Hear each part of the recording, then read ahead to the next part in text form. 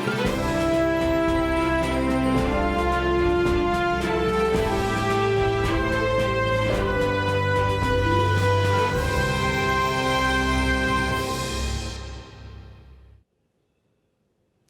selamat malam. Selamat datang di Talk Politik with Reinhardt. Live bersama dengan saya, Reinhardt Sirait. Pemirsa, sejumlah lembaga survei merilis tren elektabilitas partai politik, Capres dan juga Cawapres 2024. Lembaga survei Poltreking Indonesia mencatat ada temuan bahwa Pulau Jawa adalah penentu kemenangan pemilu 2024. Sementara dalam survei lembaga Saiful Mujani Research and Consulting pada Desember 2022, partai non-parlemen Partai Perindo berhasil menyalip 3 partai parlemen, yakni Nasdem, P3, dan juga PAN. Seperti apa peta politik pada pemilu 2024? Inilah Talk Politik with Reinhardt selengkapnya.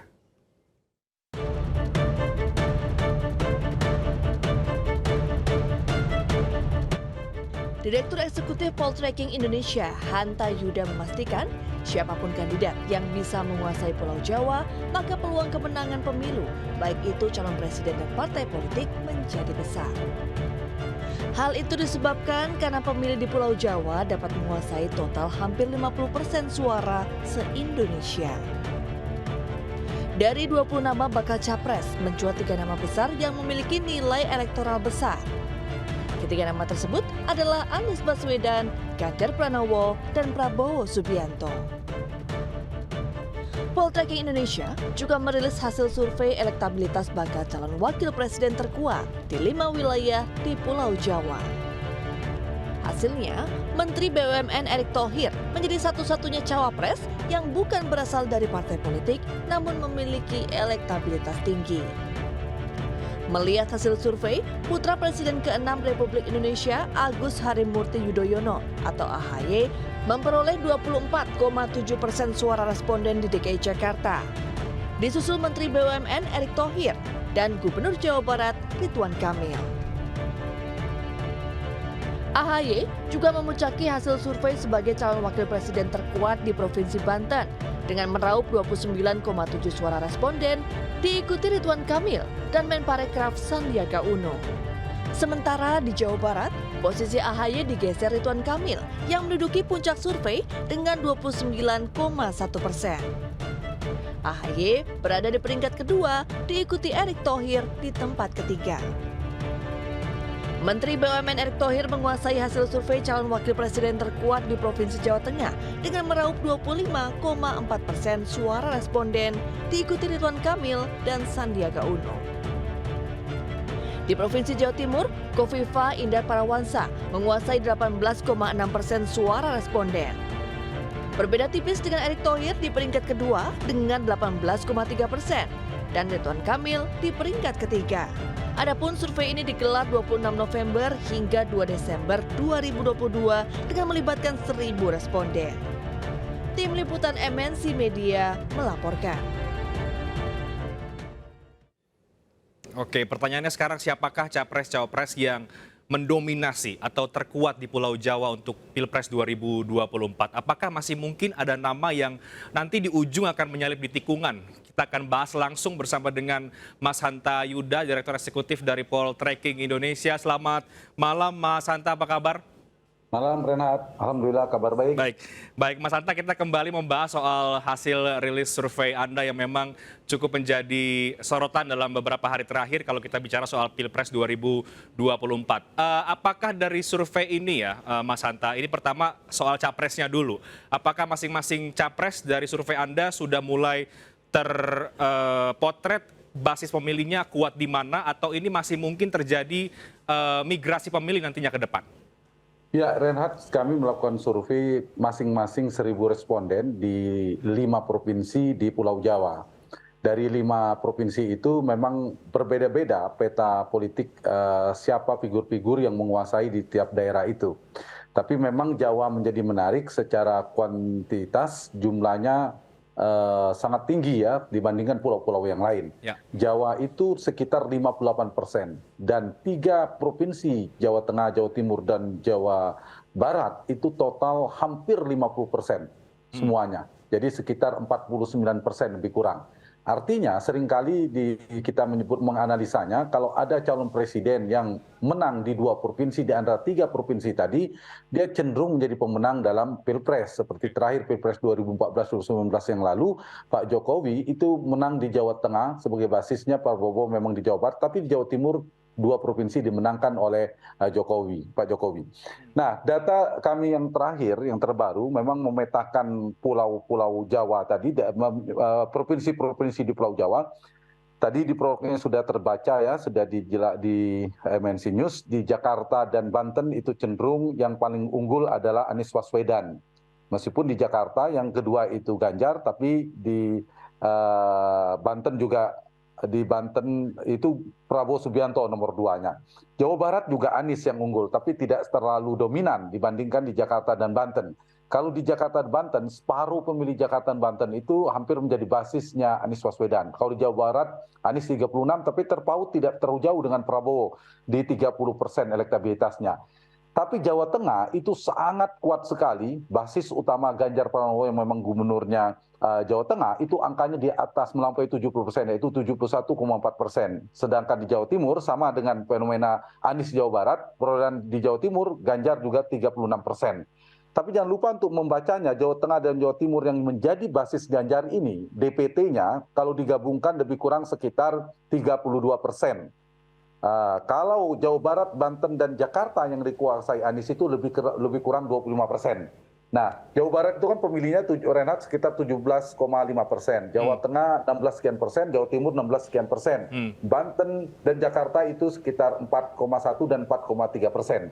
Jadi itu kira-kira gambaran peta di capres, 3 capres di Pulau Jawa. Sementara Pak Prabowo tidak ada yang unggul nomor 1, tapi masih lumayan punya basis, terutama di Banten dan Jawa Barat. Di Jawa Timur juga lumayan. Ya, jadi nama Pak Prabowo meskipun tidak unggul nomor 1 di hampir semua provinsi di Pulau Jawa, tapi cukup bersaing di Jakarta, di Banten dengan nama Anies Baswedan. Mas Hanta, kalau kita lihat artinya kan ini nama capresnya belum ada yang sangat dominan ya untuk bisa memenangkan Pilpres 2024, katakanlah begitu. Apakah game sesungguhnya ini nanti ada di bursa cawapresnya, Mas Hanta? Seberapa besar ini cawapres memberikan faktor elektabilitas? Ya, Pilpres di mana tidak ada incumbent dan bisa dikatakan lapangan rata semua, banyak variabel. Salah satu variabelnya ada cawapres, itu menjadi penting. Kalau tepat memilih cawapres, itu akan memberikan insentif secara elektoral. Dia kontributif secara elektoral, memberikan dampak positif. Tapi bisa jadi yang kedua tidak memberikan dampak apa-apa, atau sebaliknya kalau keliru bisa mengurangi, mendegradasi potensi elektabilitas si capres.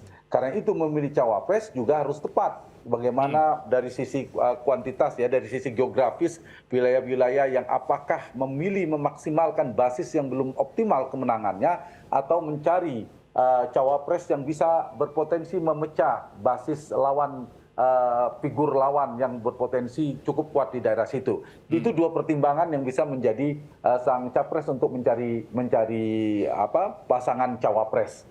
Nah, cawapres ini pertama tentu dibutuhkan dia secara elektabilitas, Renat, memberikan dukungan secara potensi untuk memenangkan pertarungan dalam rangka nanti di kampanye tentunya.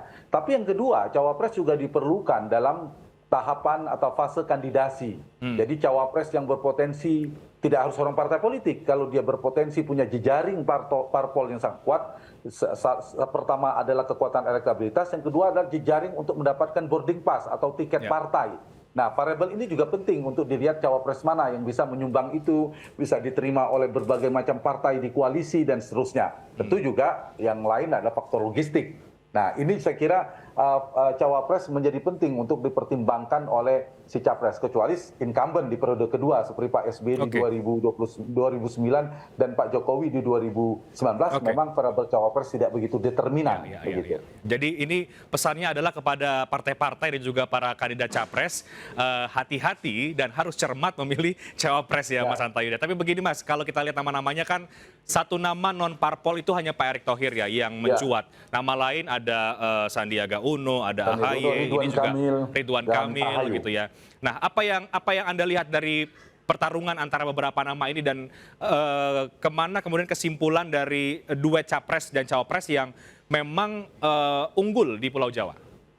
Iya, kami juga memotret dan mengukur elektabilitas cawapres dari beberapa nama 10 potensi ada 4 sampai 5 sebenarnya. 2 digit memang misalnya kalau kita lihat Ridwan Kamil itu hampir di semua 5 daerah itu tembus di 5 digit. Bahkan Ridwan Kamil unggul satu-satunya di Jawa Barat. Erick Thohir memang paling unggul di Jawa Tengah, kemudian di Jawa Timur hampir dengan Gubernur Khofifah terpaut sangat sedikit di margin of error sangat tipis. Di Jakarta dan Banten itu wilayahnya AHY, tapi juga di situ ada Ridwan Kamil dan Erick Thohir yang cukup kuat membayangi di nomor 2 dan nomor 3 perolehan elektabilitasnya. Jadi Reinhardt, kalau kita lihat ada sebaran, kalau Erick Thohir memang 10% di atas 10% atau 2 digit memperoleh di 5 provinsi. Kalau Ridwan Kamil dapat di 4 provinsi, kemudian AHY di 3 provinsi melampaui 10%, di Banten, Jakarta, dan Jawa Barat. Kemudian Bu Khofifah satu-satunya di Jawa Timur, dan petanya tergantung capres ingin melihat dari beberapa nama ini. Kalau misalnya saya contohkan, Anies misalnya ingin memecah, apakah berhasil? Kalau itu kelemahan Anies adalah di Jawa Tengah dan Jawa Timur. Ya. Tentu pertimbangannya apakah mencari cawapres di Jawa Tengah. Pertanyaannya apakah mampu memecah suara Ganjar yang sudah sangat kuat di Jawa Tengah. Menurut saya agak sulit ya, belum tepat, kurang cermat untuk mengambil strategi semacam itu. Tapi bisa juga memaksimalkan wilayah basisnya belum maksimal, misalnya memilih orang seperti AHY atau Ridwan Kamil yang basisnya sama dengan Anies Baswedan. Begitu juga Ganjar Pranowo, apakah akan memilih orang yang akan melengkapi di mana Ganjar belum terlalu kuat di wilayah Jawa Barat, Banten, dan DKI, atau memaksimalkan wilayah di mana Jawa Tengah dan Jawa Timur menjadi basis Ganjar. Jadi juga harus diukur apakah mengambil wakil ini membuat basisnya Ganjar atau basis Anies justru kecewa karena tidak cocok mengambil secara diametral posisinya. Nah, ini variabel-variabel ini juga harus diukur. Yang kedua, kami juga melihat melakukan cross tabulasi dari beberapa cross step dari pemilih capres dan cawapres. Kalau pemilih Anies itu memang lebih preferensinya mengarah lebih menginginkan di beberapa nama, misalnya AHY lebih unggul untuk menjadi wakilnya Anies. Jadi ada irisan. Begitu juga sebaliknya, pemilih AHY cenderung ke Anies. Kalau Ganjar Pranowo itu memang lebih banyak, paling banyak di beberapa nama, tapi ke Erick Thohir. Karena itulah basis Jawa Tengah dan Jawa Timur, basisnya Erick Thohir sebagai cawapres, itu hampir sama dengan basisnya Ganjar Pranowo. Jadi itu gambaran dari peta preferensi pemilih, Renat, dari pilihan terhadap capres dan cawapres. Tentu juga ada variabel basis-basis partai tentunya terasosiasi dengan Pak Jokowi. Kita bisa lihat misalnya Jawa Tengah dan Jawa Timur itu 2019 yang lalu adalah basisnya Pak Jokowi. Sekarang dari sisi capres menjadi basisnya Mas Ganjar. Dari cawapres yang paling unggul adalah Erick Thohir.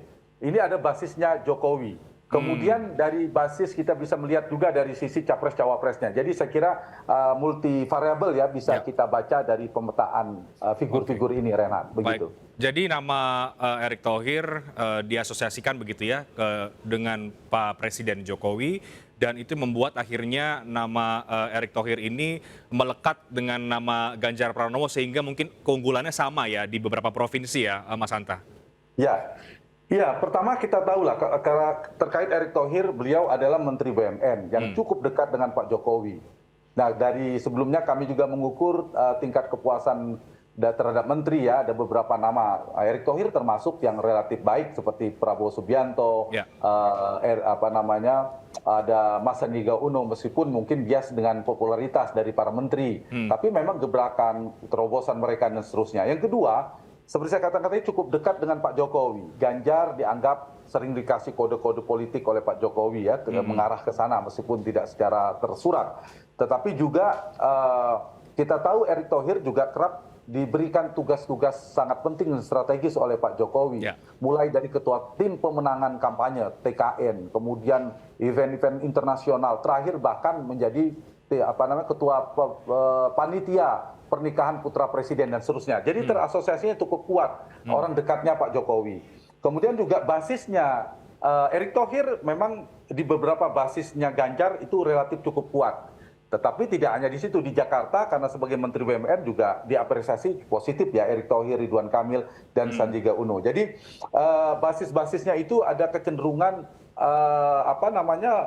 berbanding lurus atau simetris dengan basisnya Ganjar yang dulunya adalah basisnya Pak Jokowi. Kalau sebaliknya, kalau saya geser ke Pak Prabowo, sekarang terbelah antara menjadi basisnya Anies Baswedan dan basisnya Anies dan Prabowo. Sebagian terbelah. Nah, cawapresnya yang kuat, misalnya kita bicara di Banten, bicara di Jawa Barat, itu Ridwan Kamil. Di Banten, AHY. Di Jakarta, AHY paling tinggi, tapi diikuti oleh nama-nama lain, relatif merata.